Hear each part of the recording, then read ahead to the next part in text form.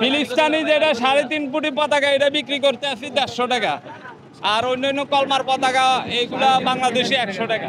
ফিলিস্তিনি পতাকায় বেশি বিক্রি হইতে আছে আজকে। দাম কারো কারো জন্য বাড়ছে। আমি 150 টাকা বীজ বেশি, আমি আগের দামে বিক্রি করি 10 টাকা। কতদিন থেকে পতাকা এই 150 টাকায় বিক্রি হচ্ছে? আমি এই পতাকা এই যে কয়দিন আগে ফিলিস্তিনের গেছে প্রথম মিটিংটা, ওটা ধরে পতাকাটা সংগ্রহ কম হইতে আছে, উৎপাদন কম হইতে আছে, এই কারণে জায়গাতে দাম বাড়ছে। আমরা অনেক আগে 100-120 টাকা বেচতাম, এখন 150 টাকা বিক্রি করি।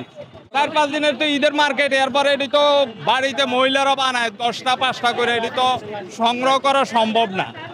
আজকে বাংলাদেশের পতাকা নিয়ে আসছি, কালেমার পতাকা নিয়ে আসছি, তারপরে আপনার ইয়ার পতাকা ফিলিস্তিনের পতাকা নিয়ে আসছি ভাই।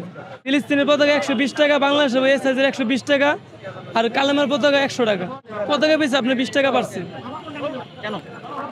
এটা যে আরব দ্বারা যারা মালিক বানায় আর সিন্ডিকেট করতেছে, এগুলা বাংলাদেশের পতাকা একটু কম চলতেছে, ফিলিস্তিনের পতাকা একটু বেশি চলতেছে, আর কালেমাটা আপনি কিনা আছে 100 টাকা, বিক্রি করতেছে 120 টাকা।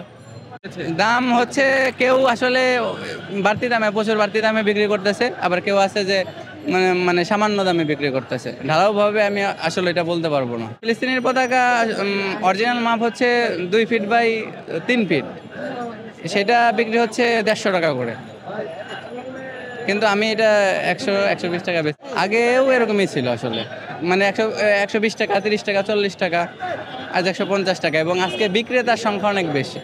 এটা তো আসলে মৌসুমি ফলের মতন, এটা বলা মুশকিল, এটা দাম সবাই জানি। আজকে চাহিদা বেশি, আমার যোগান কম, দাম বেড়ে গেছে।